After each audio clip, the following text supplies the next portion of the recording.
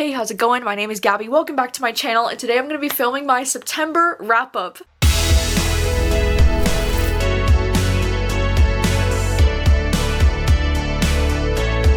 Can't believe that September flew by as quickly as it did, and I did so much in the month of September because I participated in the Upside Down readathon. I did another round of reading your thriller recommendations, and I also read an entire pretty much manga series this month, so I'm excited to tell you all about that. But before we do jump into today's video, I wanted to say a huge thank you to Book of the Month for sponsoring today's video. Book of the Month is a super popular and fast-growing online book service for readers. Their mission is to promote new and emerging authors and help readers discover books that they love. Their team vets the hundreds of different releases that come out every single month, and they pick a top few that they think that their readers would be the most interested in reading. Sometimes they have 5 selections, sometimes they have up to 7, and they're usually all new release books. Sometimes they're new releases, like you can't even get them in the public yet, like they don't even come out yet, and you get them early. Book of the Month is completely risk-free because you can skip any month if you're not feeling any of the selections with no penalty, and you will not be charged. However, I guarantee that you are not going to want to skip any of the months because almost all of the times, including this month, they have some of my most anticipated books of the year as selections, and I get so hyped to see what they're going to be picking every single month. They're also always choosing books that are like some of my favorite genres. Like there's always usually a thriller pick, something romance, something contemporary. There's something for everyone. Plus they have the best prices for new hardcover fiction books, because if you walk into any of your local bookstores right now, you're going to find any hardcover book in there for probably like $26 to $28 or even more. But this month, when you use my code gabbyreads to sign up, you can get your first book for just $9.99 for a hardcover. How did they allow this? This is such a good deal. They have 7 different selections for the month of October, so it was incredibly hard to just pick 2, but the 2 that I ended up choosing, one of them is Sign Here. This one's kind of like more on the paranormal, like horror side of things, and this one is a debut novel about a guy who works in hell, literally. Like, what? I've never heard of it, but I'm excited. Like, sign me up. See what I did there? That was a pun. And then they also have The Family Game by Catherine Steadman as one of the picks this month, and this is one of my most anticipated thrillers of the year. And in this book, we follow a rich, eccentric family, and they have an honored tradition. That's this game. Oh my gosh, it sounds like Ready or Not. I can't wait to read this. It sounds so good. Yeah, these are my picks for the month of October, but again, they do have so many different picks. They have a few young adult titles and a few historical fiction titles as well to choose from. There really is something for everyone this month. So yeah, definitely be sure to use the link in my description to go and check out Book of the Month today. I swear it's worth it. It's worth giving it a shot. And thank you so much once again to Book of the Month for sponsoring today's video. And now let's get back to the wrap up. So yeah, anyways, let's just jump right into the wrap up. In the month of September, I read 21 books, and out of those 21 books, I had 9 of those that were manga, and then I read 12 novels. And you know, it seems like that's kind of low for me on the lower end, like 21 books in a month. I feel like lately I've been able to do a lot more, but when I looked back on all the books that I was reading this month, I noticed that a lot of the novels that I was picking up were actually pretty long, or at least longer than what I'm used to. I read so many books this month that were over 400 pages long, which rarely happens for me, so I feel like that's why I was only able to get to 12. But anyways, let's start with the manga. I am going to be putting timestamps in the description for the manga section of this video and the rest of the books if you wanted to jump around. One manga that I read for the first time this month that honestly kind of changed my life is Death Note. This is volume 1 and 2. It's in this black edition, so it has both the first and second volumes within this copy, but holy shit, this was amazing. I actually read this during the video that I did reading your thriller recommendations because this is a manga that got recommended to me so much, and this is actually a thriller kind of mystery manga series where we're following this young boy named Light, which like also coolest name ever, and he's this student who one day he randomly comes across this death note, which is like a notebook where if he writes the name of someone in there and he pictures their face, then they'll die within like 60 seconds or something like that. And it's so fascinating because this boy decides to use this notebook in a way to try to make the world a better place. And then we also get this really great cat and mouse dynamic happening between Light and then this character L, that's this kind of like mysterious, almost like detective investigator kind of person, but they're very anonymous throughout this book. And it's so freaking fascinating. Like, I love a good cat and mouse dynamic, especially if they're both equally smart and equally, you know, like on each other and thinking of clever ideas and ways that they can go about doing things. Like, it's just so fascinating. And I feel like this writing is just so goddamn good. Like, I can see why everybody's been recommending me Death Note for like literally forever, because this shit is amazing. Like, this shit is definitely worth the hype. This was 5 stars for me. I cannot wait to continue in this series, and I'm kind of obsessed with like the aesthetic of these, by the way. Like I love the black and white and the black sprayed edges. Like it's just, oh, it's everything. I also tabbed a bunch in here. I don't even know if you can see because I use these cool little gray kind of like metallic tabs. But yeah, I'm obsessed with Death Note. I get it. It's so good. I also finally got around to reading Spy Family Volume 4. I feel like I'm reading these now so slowly because I'm waiting on my library holds to come in. But this series is so freaking cute, and this one was definitely a 5-star volume for me. I'm obsessed with this cute little dog.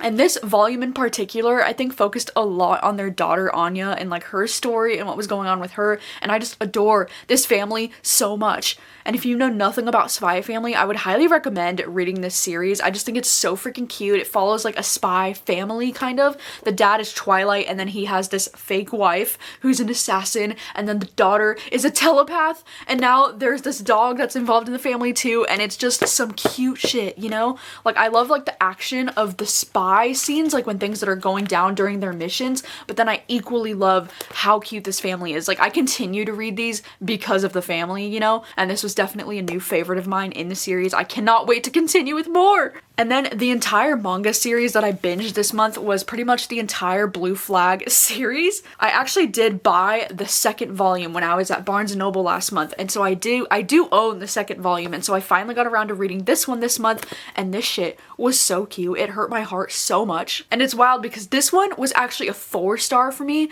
and then volumes 3 and 4 were both 5 stars for me. I actually rented those from the library, which is kind of a bummer because I don't own the ones that I love the most, but 3 and 4 were like, oh my god, 5 stars for me. And this whole series, it's kind of hard to even explain what this series is about, but you're basically just following this group of friends that are in high school. And it's funny because she only becomes friends with him because she's interested in him, but then he's possibly interested in him, and then there's like romance happening. It's mainly like a teen coming of age series would be the best way that I know how to describe it. But this series was so all over the place for me because I felt very passionately like 5 stars about some of them, and then some of them towards the end were not the most satisfying for me. My official rankings were volume 2 was 4 stars, volumes 3 and 4 were 5 stars, volume 5 was like 3 stars, volume 5 was fine, but it was kind of strange. It like went in a different direction than I was expecting, and it followed characters that I just did not care about, so I was like, what is going on? But then volume 6 came right back, and it was a 5-star. Like, oh my god, this shit was so cute. Like things were finally happening in volume 6 and I was screaming. But then volume 7 and 8, volume 7 I gave 3 stars, and then volume 8 I gave 2 stars. I wasn't a huge fan of the conclusion of this series, which is such a bummer because volume 8 is the last volume. Like this is the final, you know, part of the story, and I feel like we just got totally ripped off at the end of this series. I feel like there's a lot of things that you're waiting to happen, you know, this entire series, and I feel like this just jumps so much time at the end of this, and it's just such a blip, like you get nothing, you know, you really get nothing. And I feel like this author did such a disservice to these characters by ending the series in this way. Like I feel like we as readers deserve more from that ending. Like what the fuck? So I was kind of pissed. I almost wish that this author would just make a 9th volume to get more conclusion on a lot of things, because there was just a lot of things left up in the air and I was pissed. But like overall, I feel like I would still recommend Blue Flag as a whole series. Like I don't think it's a bad series. I think it's actually really cute, really heartwarming. I would just go into this knowing it's more of a coming of age teen story, and especially coming of age for like queer teens and like struggling with your identity and coming out and not really knowing how you identify. Like there's a lot of really great conversations about that throughout this manga series, but I would not go into this thinking it's going to be like a really cute romance,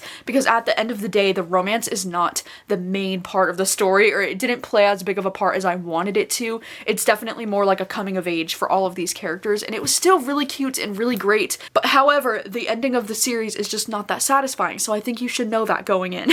Alright, so the first video that I worked on this month was the video where I read your thriller recommendations, so I'll have that video linked down below if you missed it, because I have talked about these books pretty extensively already in that vlog. But the first book that I read was Pretty as a Picture by Elizabeth Little. This is one that I was really intrigued by because it takes place on the set of a movie, which I think is so fun, and also like one of my favorite things to read about now. Like if any thriller or horror book takes place on the set of a movie, I'm more guaranteed to enjoy it because I just think that's so much fun. And in this book in particular, we're following a film editor, which I just thought was so unique and so much fun, because I think if you're a film person, then I think you would enjoy this because of the discussion about film editing and the way she like looks at everything. It's almost like she looks at everything as if it was like a scene that she would have to edit and stuff, and it's just really interesting. Like I loved that aspect of this book. I feel like this book did remind me in a lot of ways of the books Night Film and Runtime by Catherine Ryan Howard, but I feel like I would recommend either of those two books over this one, because this story really lacks, I guess, when it comes to the mystery. Like this one just wasn't as interesting of a mystery to me as these other two books are, and both of these other books also kind of take place on the movie set and have these kind of very suspicious directors and, you know, very interesting situations going on, and so they almost feel so similar that I don't even think you would need to read this one necessarily if you've read the other two and enjoyed the other two. But if you're going to read one book that kind of sounds interesting like this, I would definitely recommend Runtime by Catherine Ryan Howard. I think that one was so much fun, and that one you're following the lead actress on the set of a horror film, whereas this one you're following the movie editor. But still, this was a really interesting story. I gave this one 3 stars just because of how much I liked the perspective, even though I wasn't the biggest fan of the mystery happening in this. And then for that video, I also finally read The Perfect Child by Lucinda Berry. I feel like this is a book that I've been recommended so much over the years, and I'm so glad I finally got to it because this shit was crazy. And I actually had so much fun with this. Like, I will warn you that the writing in this book isn't the most like high quality writing ever, okay? It's very, you know, pretty basic, at least in my opinion, when it comes to like thriller writing. But this shit was so fascinating. You know, we're following this couple named Christopher and Hannah, and he's a doctor and then she's a nurse, and they're working at this hospital, and they've actually been struggling themselves to have a baby. Like, they've been wanting to have a baby and they haven't been able to.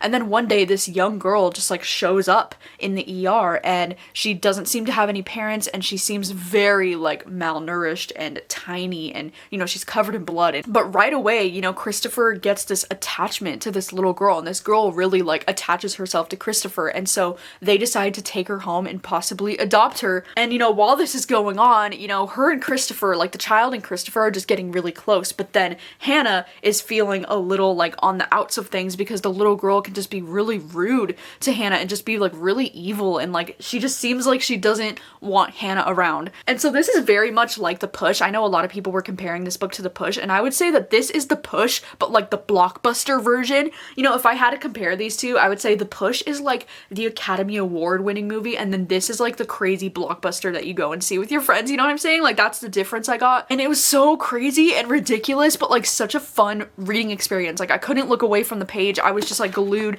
like had to know what was gonna happen. And I will say the ending was just a little bit like unsatisfying. Like, I just didn't love the very, very end of this book, but I had such a good time reading this. I have to give it a 4.5 out of 5 stars. Like, it was so entertaining. And then I also read The Housemaid for that Thriller Rex video, and I also would call this one entertaining. Like, this is just one of those thrillers that's just so freaking entertaining, because we're following this woman who's a housemaid for this rich couple named Nina and Andrew, and they also kind of have a daughter that's a little, you know, she's not the most like behaved, well-mannered kid, let's just say that. And Nina becomes very challenging to work for, because Nina will like tell her to do something, and then later that day she'll be like, "What are you doing? I didn't tell you to do that." And she just kind of like changes her mind constantly and makes her life a living hell, basically. But this girl that's the housemaid, like, she doesn't really have any other choice because she's had a lot of really hard circumstances recently, like homelessness and being in prison, and she doesn't really have a lot of job options right now.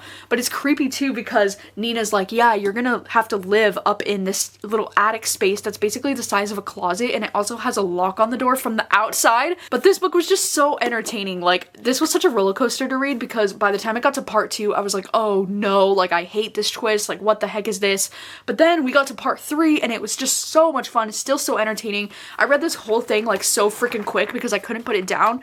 And then that ending, oh my god! The freaking epilogue of this book is like one of my favorite things ever. Like, it gave me chills all over my body. I was like, yes, bitch. So yeah, I ended up giving this one 4 stars. It was quite a roller coaster to read this one, but it was just so entertaining. All right, and then another book that I read for that Thriller Rex reading vlog that I did is Look Closer by David Ellis. This is another thriller that is pretty lengthy. This one's like well over 400 pages. It's about 450 pages. And this was another, you know, really surprising book. This is one that I had never even heard of before doing that reading vlog, and so I didn't know what to expect. And all I knew is that we were following this rich couple named Simon and Vicky, who are a wealthy Chicago couple, and then a beautiful socialite is found hanging in a mansion in a nearby suburb, and then basically all of their secrets start to unravel. This book was fascinating. I feel like you go into this book and you think this is going to be like a lot of other domestic thrillers that are out there. When I started this book, the guy Simon, like the main husband in this, he was reminding me so much of You, like Joe Goldberg, You, like that is the vibe I was getting from this. I was like, oh shit, like let's go, like he's a fucking creep, he's a stalker,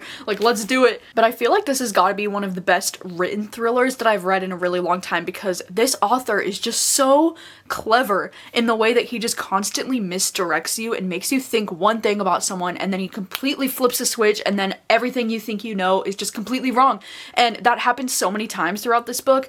There were even like a few major plot twists that I was like, oh my god, wait, what? Like, hold the phone. But then there were also just so many great moments throughout the book that were just like little twists and turns along the way that I didn't see coming. This author just wrote this in such a way that it really surprised me. Like, I just had so much fun with it. I ended up giving this one 4 stars, and the only reason it didn't get a solid 5 stars for me is because since this book is about 450 pages, I feel like at times it did drag just a little for me, and I always feel like there's absolutely no reason a thriller or mystery needs to be more than 400 pages long. Like, I stand by that. I don't think this one needed to be either, but still, I would still highly recommend this. I still had so much fun reading this book. I also did participate in the Upside Down readathon that was happening earlier this month, so I'll have that linked down below if you missed it. But one of the books that I read for that readathon is The Six, and this is a book that I read because there's a challenge that says to read a book that has like a game element to it, and this is one that I always wanted to get to because the premise kind of does sound like Squid Game. Like, I know everyone wants to compare everything to Squid Game, but like for real,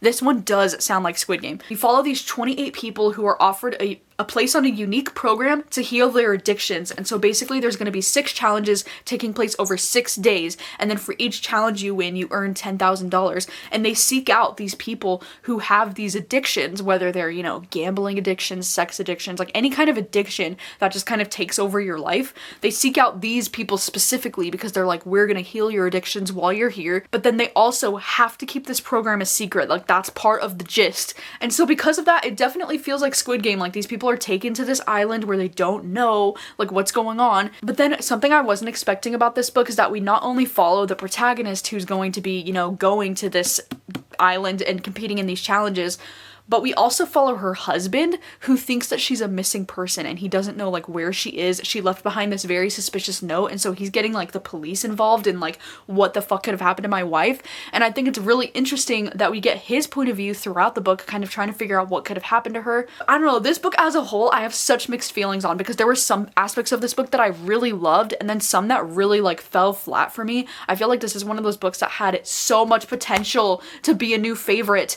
But I feel like because of, you know, this book marketing itself as like, ooh, these 6 challenges, so cool, I feel like none of the challenges were that interesting or nearly as like high stakes or deadly as I thought they were gonna be. But I feel like this just wasn't that interesting when it came to the actual challenges.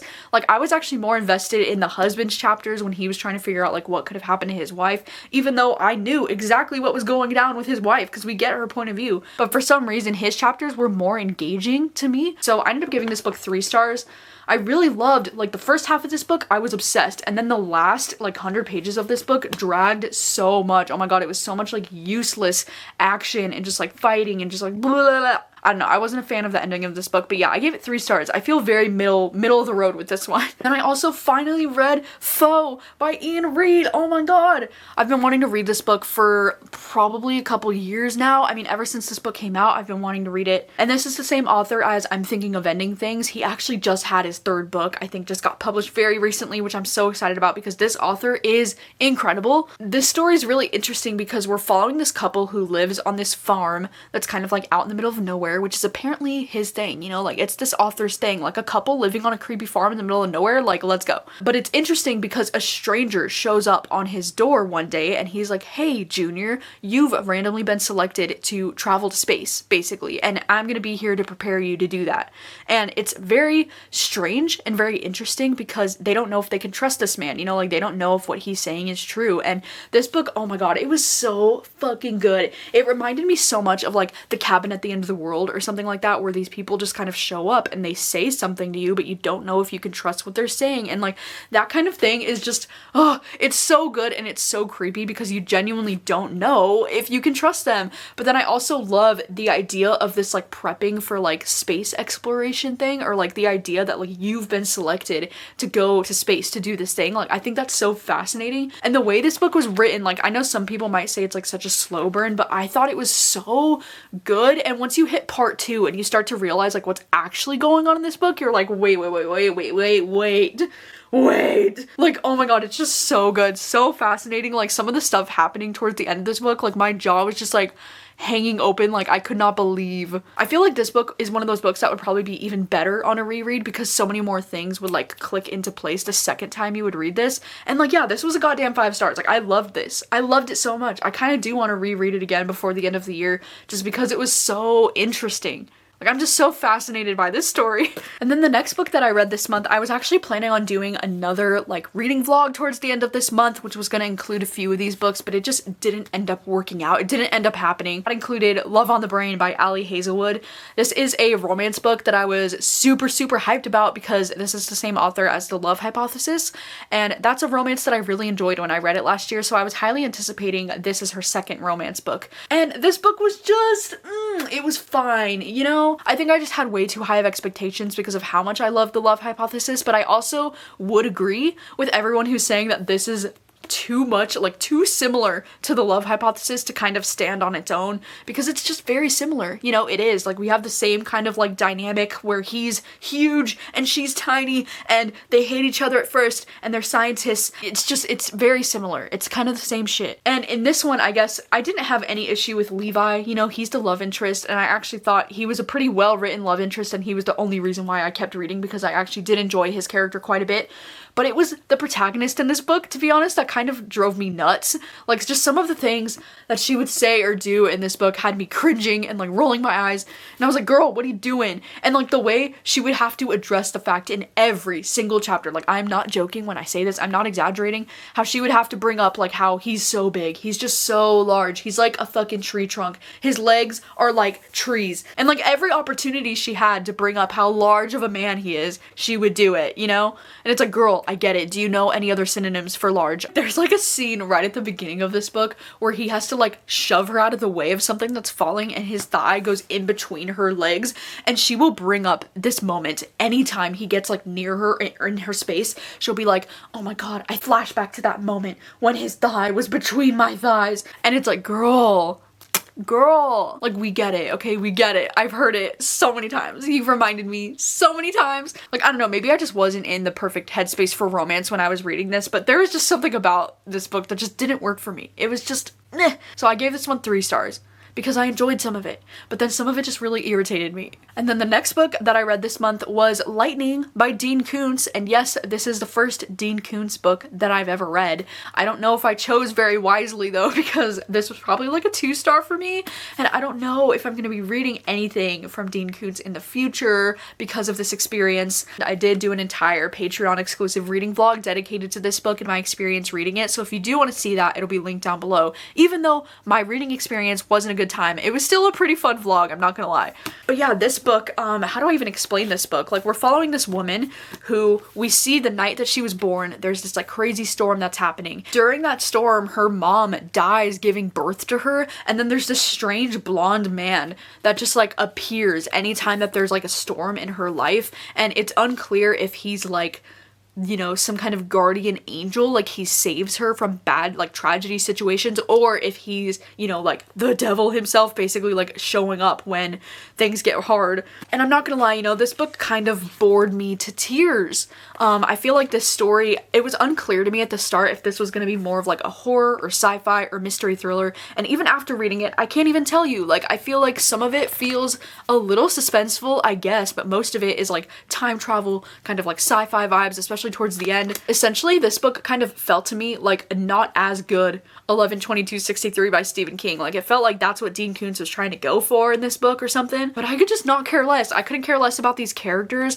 I just didn't connect with this one, you know? It just wasn't for me. I wasn't a huge fan of the writing style. It just felt very, like, disconnected, like, emotionless, if that makes sense, and I need books like this. I need to care. Like, I need to feel emotions about these characters, and I didn't. So that's why I didn't really like this one as much. All right, and then the next book that I read this month is Carrie Soto is Back by Taylor Jenkins Reid. I'm not gonna lie, I wasn't too excited for this one just because the idea of reading an entire book about a tennis player and kind of like her comeback to playing tennis doesn't sound the most appealing to me. You know, like, I'm not a huge fan of reading about athletes and their comeback and tennis in general. I wasn't that excited for this one, you know, but I did want to read it because I'm a huge fan of Taylor Jenkins Reid and her books have been some of my all-time favorites, and I do consider her to be one of my favorite authors. So, you know, I was gonna give this book a shot. And I've gotta say, you know, I listened to the audiobook for this, and the audiobook was actually a really good experience for me. Like, I had a lot of fun listening to this audiobook. No, I don't care that much about tennis, you know, like, I do like playing tennis sometimes, but watching tennis, like, I honestly could care less. Like, I don't really like watching tennis,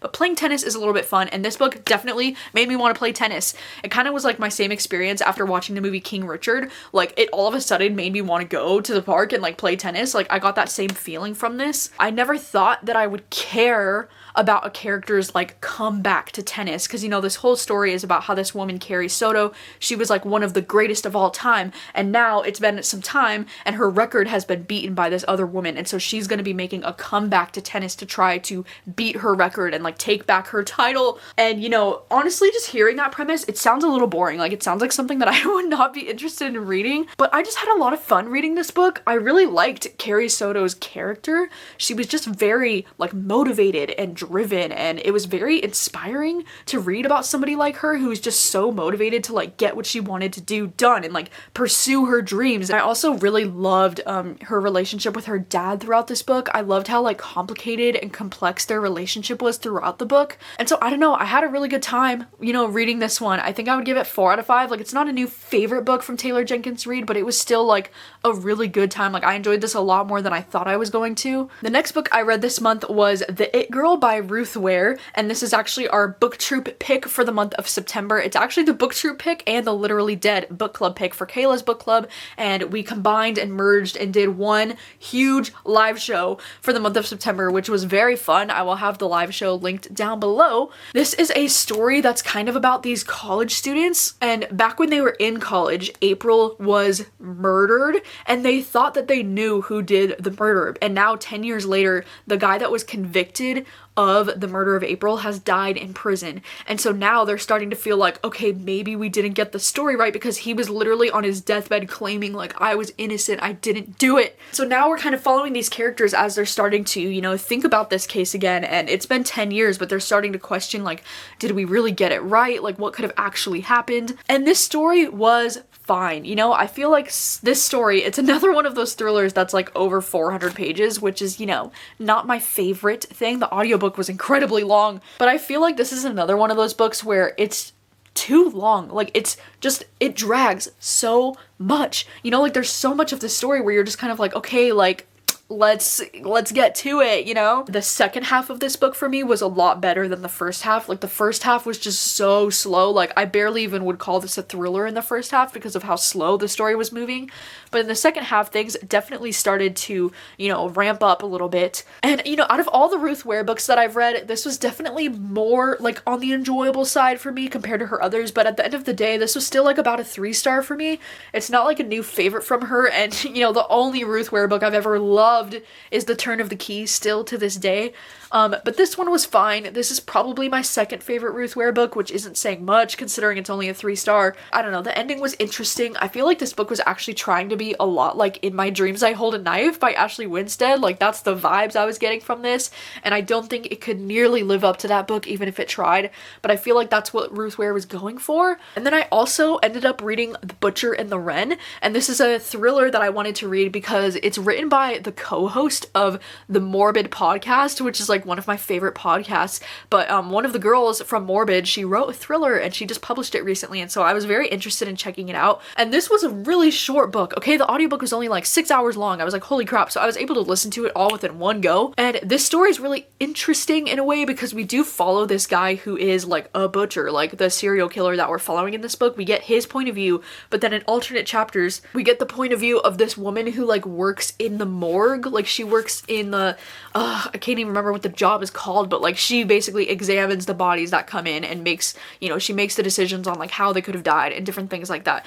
And so we get both of those point of views in this book, which I think is interesting because I'm pretty sure the girl from Morbid, I'm pretty sure that's her job in real life. Like what that girl does in the book, that's her actual job in real life. So I think that's cool that she's writing about what she knows, you know? But at the same time, I felt so like torn about this book because it was really interesting in the beginning and I really loved reading from the serial killer's perspective. I thought that was really like creepy and eerie, and some of the things happening in those chapters, I was just like, oh, you know? But then at the same time, we get so many chapters from that other girl in this book, and her chapters were so boring in my opinion because they were just so like clinical, and like, you know, she would just be describing like, oh, well, the body's in here and this is how they probably died, and it was just so boring. It's kind of like my pet peeve of, you know, reading books that follow from the point of view of like a detective or something, because I'm like, I need more. Like it's just too boring. And then also the ending of this book was a little bit ridiculous, and I also feel like it was trying to set it up for a sequel, which is like not what I signed up for. You know, like I hate in thrillers where it's not really like a standalone thing, where it's kind of like, oh, here's a hint at the next book and you're like, wait, I just wanted this resolved like now. And so because of that, I ended up giving this one 2 stars. I wasn't a huge fan. I don't think I'm gonna continue reading in the series if it does become a series. And yeah, it was kind of a bummer, you know, just a little bit. All right, and then the last book that I read this month was All Roads Lead Here by Mariana Zapata, and this was definitely inspired by my friend Olivia over from Olivia Reads a Latte, because she recently read this one and she said it was just so freaking good. And then also, I recently did a video where I was talking about authors that are like one-hit wonders for me because I've only enjoyed one book from them, and I had Mariana Zapata on that list because the only book I've enjoyed from her so far is The Wall of Winnipeg and Me. And there were so many comments on that video recommending me this book in particular because they thought it would be, you know, a new fave of mine. And so I literally just bought this book off of Amazon and just started reading it as soon as I got it, and I loved it. I loved it so much. And this book, oh my god, it is a chunker, okay? This book is about 560 pages. Do I think this romance needs to be 560 pages? No, not really. But you know, Mariana Zapata is the queen of the slow burn. Oh my gosh, this is like one of the slowest burns that I think I've ever read. Like these characters don't even look at each other sideways until like over 300 pages in, if you know what I'm saying. But I also, like, I'm the kind of person that really appreciates a good slow burn. In order for me to care about them getting together, I need to have some build up to that, you know? And so I love a good slow burn. And in this story, we're following this girl named Aurora, and she is recently dealing with a pretty messy divorce, and she's deciding to go back to this place in Colorado where her mom was originally from, and her mom actually like went hiking and disappeared one day. Like she went missing on a hike in Colorado, and so she decides that she wants to go back to Colorado because she feels like she'll feel closer to her mom there, and she rents out this like garage apartment space where this guy Rhodes and his son are living. But it's so funny because at the beginning of this book, when she gets there, it was actually the son's idea, and he didn't even run it by his dad that like he was going to be renting out this garage. And so there's kind of some like tension in the beginning because he doesn't want her there, and he's like pissed at his teenage son for like renting out their garage against his will. And so this book just has a lot of my, you know, personal favorite tropes because we get the slow burn romance, but we also get this kind of like not roommates to lovers, but it's like close proximity because they're gonna be like living near each other.